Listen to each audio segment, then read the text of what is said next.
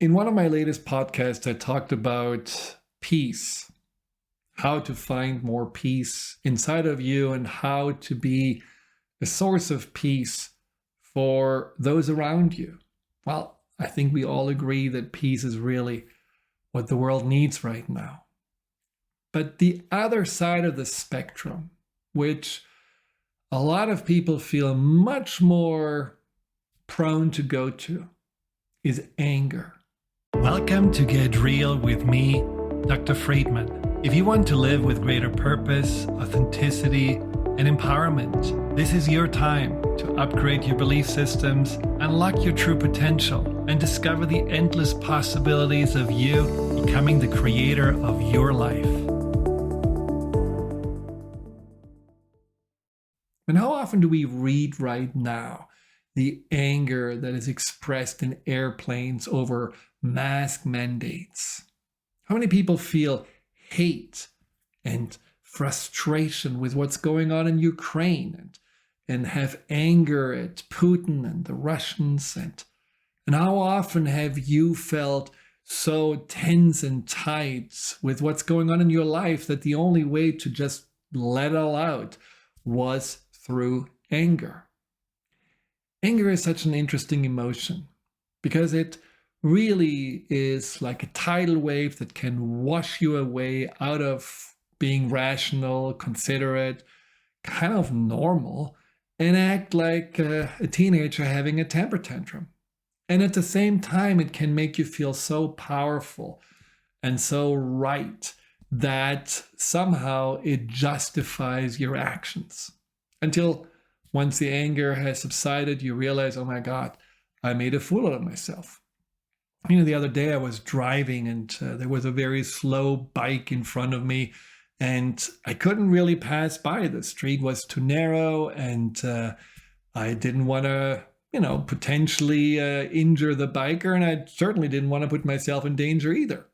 Behind me, there was this driver who was so mad that I couldn't go by. It was like, raising the hands, yelling and screaming. I could just see it. And because there was no sound, it really looked ridiculous. Now, I have understanding and compassion because it was 8 o'clock in the morning and maybe he was late to work. But I also felt like, wow, this is so interesting how this anger is just like this, explosion inside of this person and making this person act in ways probably in the end he's not really proud of.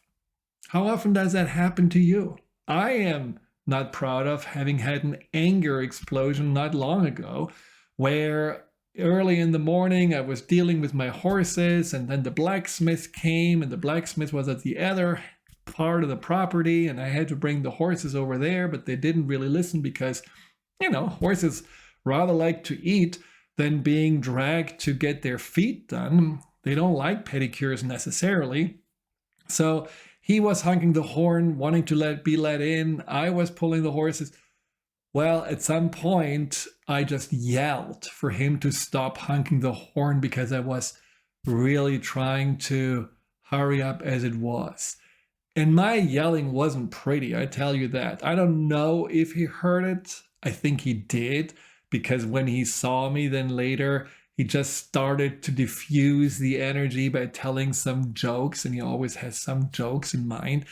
And I really was grateful for that, because he didn't respond to me being angry with, frustration or with being, scared and walking on eggshells. He just, lightened up the air.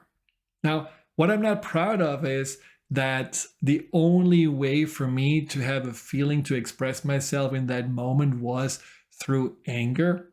And I am not proud of that. I also couldn't find another way to communicate to him that honking the horn doesn't speed up the process. So there is always something to learn from it. So anger can happen to all of us. There's nothing necessarily to feel ashamed of, but there is certainly something to learn from, because anger is not a sustainable emotion to entertain. And it's certainly not something that we should, when we are dealing with each other, especially right now in the world, have as the go-to feeling to express our needs or our opinions. I got an email the other day where someone beautifully expressed his connection to anger and how he was able to see anger differently now. And so what he wrote was, I think I would switch to anger to avoid any feelings that I didn't understand or know what to do with. I see that it was coming often from a place of fear. Anything to have to do with loss of money could trigger me. Not being noticed was also a trigger. Feeling shame after acting out, I would switch to anger to get away from the shame. Anger made me feel alive for a short time, a charge to my body. I could feel like I was alive in a sense. I felt so powerful to tell people exactly what I thought of the situation or to point out to them how wrong they were. They need to be right. The need to be right felt so powerful. When I reflected on the anger, I picked it up probably from my father, because the anger was often directed to me in a way to express power. And I learned that what I wanted from him was not anger, but what I wanted from him was affection and support. I also learned to walk on eggshells around him and a feeling that his anger was about him not loving me. I was so convinced he did not love me. And so I tried everything to shift him from anger to paying attention to me. So when I talked to this client, what he also expressed was that the anger for him was a way to show the world that he matters. Having always felt that he was rejected by his own father and not good enough, by copying the anger from his father, he gave himself a sense of, well, at least I'm feared, at least I'm respected, at least people pay attention. Only realizing later on that all he did by doing so was creating more fear and more a sense of isolation and abandonment inside of him. But I get it.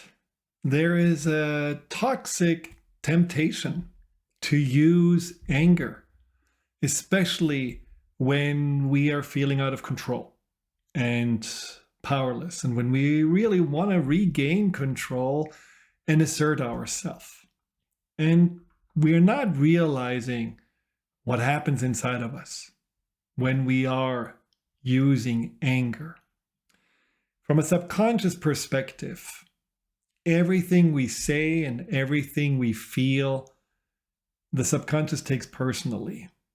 And I often talk about how when we have anxiety inside of us, when a part of us is basically more worried and feeling unsafe, maybe because we grew up, like this client, with an angry parent, that part of us watches us being angry.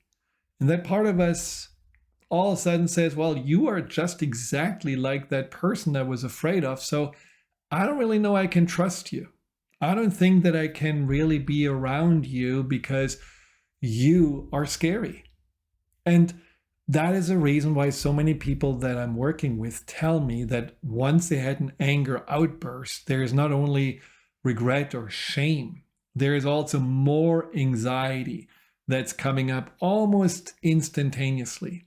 And the anxiety that they have been working on before just gets worse because for some reason it feels like almost a fragmentation, a rift inside of them, a part of them that just felt it needed to express itself with anger, and another part just feeling like wanting to get away from, that person. But of course, you cannot really get away from yourself.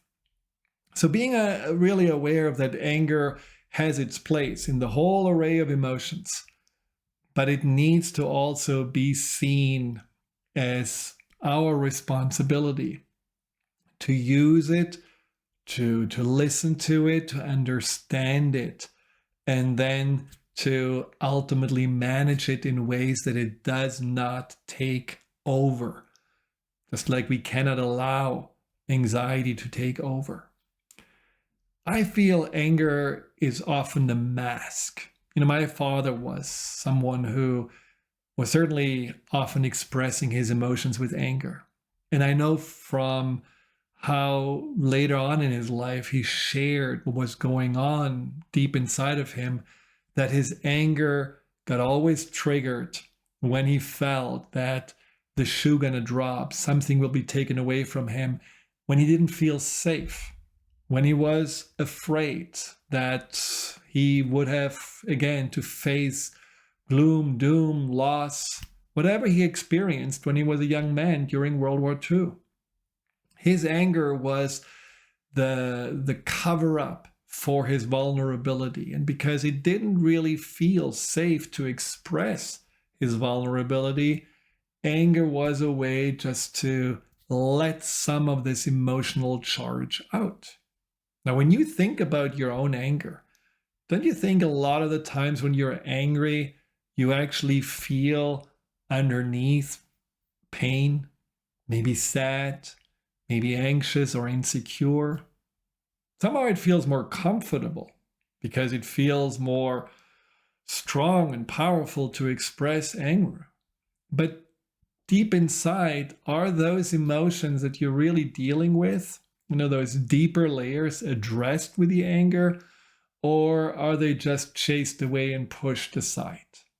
I can tell you from my experience with my father and also from the things that I learned about anger and my times when I used anger way more often, that whatever I felt underneath didn't really get resolved with my anger. It was just, again, like a little pressure cooker explosion, but it wasn't really dealing with my lack of trust. It wasn't really resolving my own lack of confidence or insecurities or worries, just as it didn't really make my father feel safer to be angry. But for decades, that was how he went through his life, with anger, more and more alienating his family and more feeling alone in the world, when I think he wanted nothing more than a sense of being supported and at times also simply be reassured and comforted. But the anger and what it did to people around him, which ultimately were scared of him, didn't allow him to do that. I feel this whole idea of anger being power is only part of the story. And like I said before, it is something we learn, we interpret from those angry authority figures that model this to us. But I also feel like anger is a poison. When you're really looking at what happens in your body, it's a major stressor being at anger. It's just the fight, not the flight, but the fight response. But you're still releasing a lot of the stress hormones and ultimately really making your body riled up for some kind of a battle or rumble. But in the end, it is toxic and it is taxing on your body. I read a study, I'm not sure if it has been ever corroborated, but it said that anger, if you have it chronically and ongoing, can be like smoking a pack of cigarettes a day in regards to its negative effects on your heart and your blood vessels. And that's kind of a scary thing to think about. Anger is also often a sign of being angry at yourself. It's a sign of self-loathing. Sign of actually really hating yourself for whatever reason, believing that you're not lovable. So why don't you just push everyone away before they can hurt you? So whatever I see now when I see people angry, I do feel that there is something inside of them that deserves ultimately compassion. And I know it's hard to be compassionate with those that scare us or that look so ugly because they are so angry. And it's also hard for us to admit to ourselves that the anger is just the mask we put on because we are actually too afraid to even admit to ourselves, let alone to the people around us, what we really feel inside of us. But as I said before, anger ultimately is something that creates more harm when it's out of control, that can be more toxic to others and the relationships we're in, but also our own relationship, so that we cannot let anger just be something of, a daily emotion that we let roll off our backs and moving on because it just has too much of an impact that it can be ignored. It's very powerful, as you know. How do we deal with anger? What can we do? Sometimes when you're in the midst of being angry and someone tells you, oh, calm down, it's not as bad, it can make you even more angry. Or take a breath. It's gonna be okay. Even if you say to yourself, is that really working, or is the anger like a fire that just becomes bigger and bigger until it burned everything down, and then maybe you can sit down and see the mess that you have created? I think we have to deal with anger as it is starting to build, because there are some early signs with anger. In some ways, it's a little bit like a panic attack, just expressed as anger. And panic attacks are ultimately unattended anxiety that at some point just is so overwhelming that it has to come out. And anger is unattended pain, an unattended sense of feeling out of control, feeling powerless, feeling scared, that also at some point just comes out. So we have to really notice early on what happens inside of us. When we are feeling there is a sense of anger coming up, let's look at, is it that we feel powerless? Is it that we feel rejected or disrespected? That we feel not good enough or unlovable? Is the anger coming up? Again, I'm not talking about the outburst. I'm talking about this churning feeling inside. Is it coming up because we feel like life is a competition and we always are behind, or we are afraid of falling behind? Or because we are comparing ourselves with others and we can't believe that we don't have it as good or as easy as everyone else? Do we feel angry because we have worked so hard and still seem to not get ahead? Or are we feeling angry because we feel alone, misunderstood, unnoticed? Being able to listen to what's going on underneath the anger takes a lot of courage. Not only awareness, it takes courage and strength to admit that ouch of anger is deep-seated pain that we have a responsibility to address. Now, we may be able to address it by just reflecting on what causes it, what triggers it, what thought, what conversation, what situation made us angry. Why does someone sitting in an airplane asking to put a mask on has so much anger that they get into a fight with a flight attendant? Well, maybe because they felt so marginalized already. Maybe they felt that because of the whole COVID pandemic, they lost their job. They live in the basement of their parents. They feel so powerless with the virus, but also how the government responded to it, and so on, that just in that moment being told once again they had to do something they didn't want to do makes them blow up.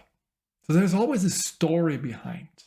There's a story probably behind that person who was yelling at me because he was, I was not passing by the the cyclist. But it's not necessarily our responsibility, the witness of the anger, to figure out the story. It's actually the responsibility of the person who's angry to have the courage to look inside and say, I admit I have a wound, I have a deep vulnerability that just got really reignited, re-triggered, and that's why I'm angry. When you feel that anger building, think about the consequences. Think about this poison that you are drinking yourself, hoping someone else may die because you're angry at somebody else. But ultimately, all you do is hurting yourself. Well, they are happily moving on with their lives, not even realizing that you're angry at them. Think about that being right and wanting to be right at all costs, even if it means that you're going to be angry, is certainly not leading to happiness and certainly not leading to peace. So ask yourself, do I rather want to be happy or right? Do I rather want to be at peace or do I want to win? And also think about that the anger ultimately is something inside of you that you can pay attention to and simply write about it. Write what you're feeling. Understand more. Is it irritation? Is it frustration? And why do I feel this way? Am I feeling ... I'm feeling angry because no one listens to me. I'm feeling angry because no one really respects me. No one appreciates what I'm doing. The universe just doesn't care. God doesn't exist. It's very interesting when you're simply starting writing or thinking, I'm angry because, and you wait and let the thought come up. You may find what's underneath it. And you may find that what's underneath is not just angry, it's actually sad. And it's needing help. It just doesn't know how to ask for help. So think about that anger. The power of anger is not to control the circumstances or the people around you, because ultimately you can't. Not all circumstances can be something you're in charge of or you can change, and you certainly cannot change the people around you as much as you may want to. But you can change how you see them. The ultimate power is for you to change your attitude, your perspective, and then respond in a way that makes you feel good. But the ultimate power of anger is also that it makes you feel, okay, now I need to pay attention. This is like the honking horn inside of me that says, hey, let me out. Pay attention. Look what's in there. So there is something of a, real strong voice that doesn't want to be denied anymore. And listening to that voice, that is the ultimate power. What is this voice trying to tell me? And that's why I feel like strong emotions like anger, but also anxiety, are catalyst for change. They are pain. If you had pain in your joints because you have been, let's say, too often in the drive-through of your favorite fast food restaurant, well, the pain makes you pay attention. The pain says, hey, you know what? Let's just skip the double cheeseburger for a while and let's eat a little bit healthier. And let's, attend to the inflammation that's inside of you. Now, it doesn't happen overnight, but just by paying attention to the pain and letting your, whole system just have a breather and recalibrate itself and let the inflammation cool off, you will have that pain go away. And that is exactly what can happen also when you have this constant anger and frustration, realizing, what is it what I'm doing? What is it what I can change that allows me to cool off and allows me to make me feel ultimately healthier and more whole, and this way more empowered within myself? Anger can be something that also makes you realize something has to change in my relationships. Again, not necessarily that the person you're dealing with has to change, but it may be that you're realizing this is not really a balanced relationship, or I cannot really rely on this person, or I don't really feel that I'm treated fairly. Absolutely okay. Once you take an inventory and you ask yourself, am I doing the best? Am I communicating well? Am I asking for what I need? Do I give this person maybe more clear, ideas or instructions on how to make the relationship better, and it still doesn't work? It's time to let it go. You don't have to be angry about it. You can just move on. I had plenty of relationships, especially relationships with people that I thought were supposed to help me and support me, that I realized no matter how much there was for me an expression of my needs or what I think should be better or what I feel like hasn't really been, in regards to our agreements, fulfilled, if they still haven't changed, it's obvious that this person cannot, or in this case, couldn't really do or give me what I needed or what I hoped for from this person to receive. And then it was okay to let go without necessarily having to hold on to anger or resentment. Because you know that you are taking care of yourself, which is a form of, boundaries, is a form of self-care. And you also know that relationships are not necessarily always here to last or give us everything that we are asking for. Sometimes we just have to make adjustments and either change our expectations, or when it really is about our needs, say, it's okay to let go. It's okay to move on. So the point I'm trying to make today is just to take your anger seriously, but don't let your anger become your voice, the voice that you use to assert yourself, to control others around you, to pretend you're all powerful and the one in charge.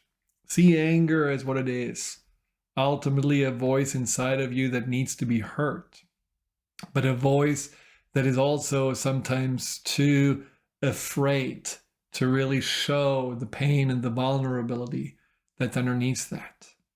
The negative consequences of anger, not only with the relationships around you, but the relationship with yourself, are too serious to just let anger be your go-to emotion.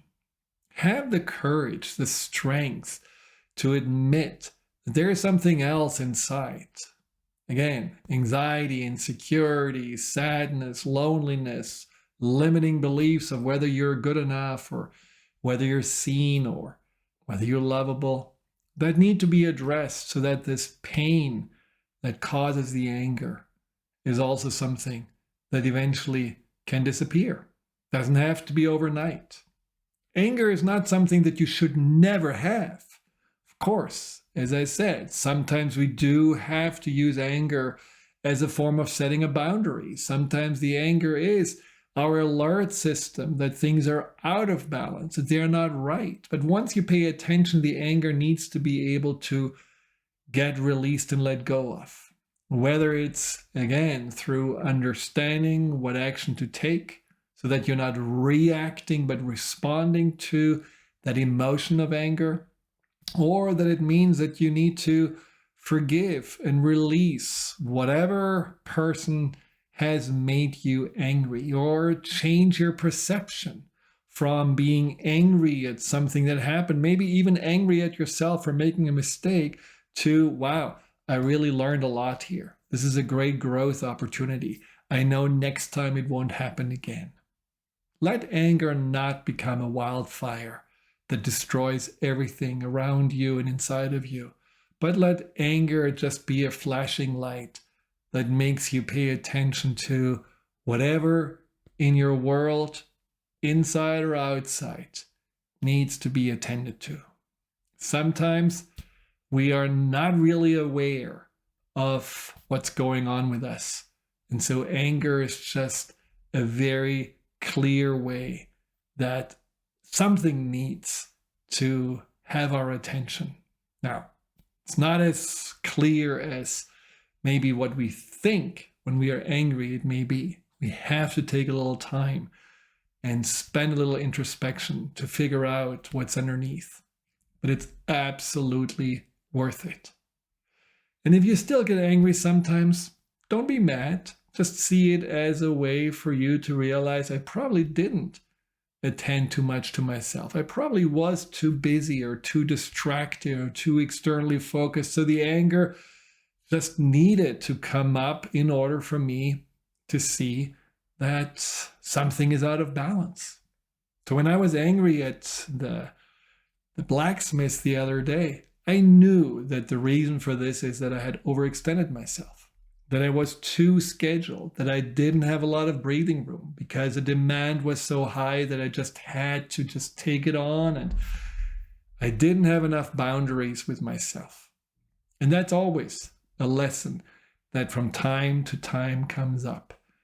Putting myself first and trusting that when I have to say no to others and say yes to myself, it is not a sign of that I'm selfish or don't care. It's simply a sign of selfness and self-wellness, being able to take care of myself so that I can be of service in a more sustainable and also in a more enjoyable way. Hi, Dr. Friedemann here. Thank you for tuning into my YouTube channel. If you're interested in learning more about fear and anxiety, here you'll find guided meditations, webinars, and interviews with some of the most renowned experts in the field of empowerment. Delve into the over 230 videos and more to come every week.